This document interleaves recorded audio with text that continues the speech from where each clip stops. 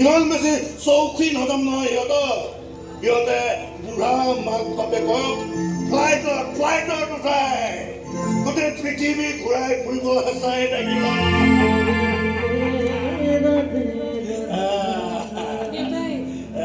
ট্ৰেইনৰ টিকট আপোনাক দিবলৈ কৈছে। আমি বোলে কিবা ক'ৰবাত যাম কিবা কৈছিল হনিমুন দিয়া বুজি পাইছো। দেৱেনো কেনেকৈ ভাবি ল'লে যে মই তোমাক লগত লৈ গোটেই ব্ৰহ্মাণ্ডখন ঘূৰি ফুৰি মোৰ কিবা লাজ কাজ নাই নেকি? আপোনাৰ লাজ আছেনে নাই দেউতাই নাজানিব পাৰে দিয়কচোন। হ'ব দিয়ক মই টিকেট এটা দেউতাক কেঞ্চেল কৰিবলৈ মই কেঞ্চেল কৰিবলৈ কোৱা বুলি নক'বা কিন্তু। এই কিয় ক'ম, ইমান সৰু কথা এটা লুকুৱাব নোৱাৰিম নে?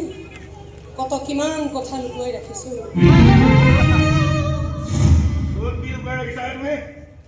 শুই থাকক, বহুত ৰাতি হৈছে। ৰাতিৰ আন্ধাৰত নিজকে লুকুৱাই ৰাখি বৰ ভাল লাগে।